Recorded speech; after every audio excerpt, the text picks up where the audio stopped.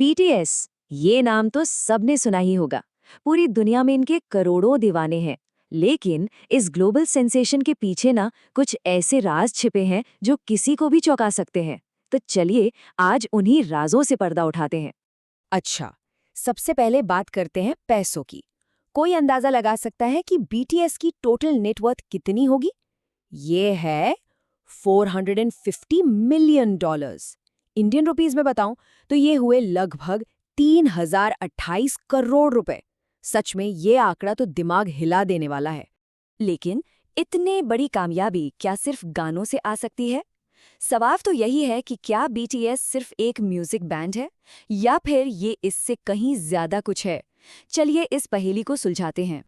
इनकी असली ताकत का सबसे बड़ा सबूत है सोशल मीडिया, और इसी से जुड़ा एक बड़ा दिलचस्प किस्सा है।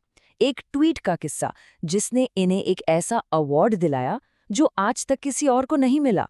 बीटीएस दुनिया का पहला, आई रिपीट पहला ऐसा बैंड बना जिसने सोशल मीडिया पर एक ऐसा रिकॉर्ड बना दिया जो इससे पहले कोई नहीं बना पाया था।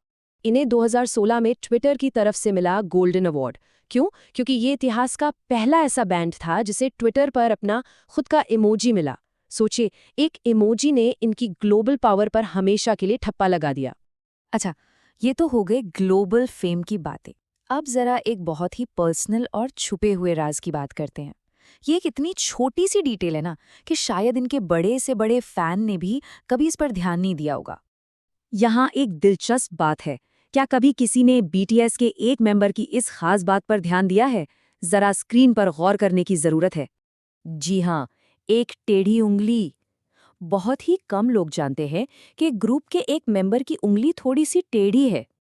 और इसकी वजह कोई चोट नहीं है, बल्कि एक मेडिकल कंडीशन है, हाइपर एक्टिविटी। पता है, ये एक बेहतरीन उदाहरण है कि कैसे परफेक्शन के पीछे भी कुछ अनोखी और मानवीय बातें छिपी होती हैं। अब एक और ट्विस्ट के लिए तैयार हो जाइए। जिस नाम बीटीएस को आज पूरी दुनिया जानती है ना, वो हमेशा से उनका नाम था ही नहीं, बल्कि कुछ और नाम भी सोचे गए थे जो काफी अलग थे। ये जानकर हैरानी होगी कि फिक्सिंग नेशन जैसा नाम भी सोचा गया था। कई और सुझावों के बाद आखिर में बैंगथॉन सोयोंडन नाम फाइनल हुआ, जिसका मतलब होता है बुलेट प्रूफ बॉय स्काउट्स। तो अब तक पैसा, अवार्ड और नाम के पीछे के राज हमने देखे, पर आखिर में इस सवाल पर आते हैं कि ये है कौन? क्या ये सिर्फ गाने वाले लोग हैं? जी नहीं, बिल्कुल नहीं।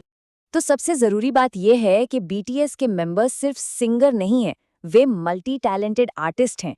वो अपने गाने खुद लिखते हैं, कंपोज करते हैं और यहाँ तक कि प्रोड्यूस भी करते हैं।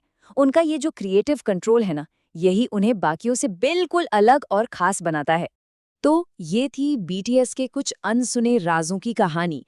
ये सिर्फ एक बैंड नहीं, बल्कि एक ग्लोबल फिनोमिनन है।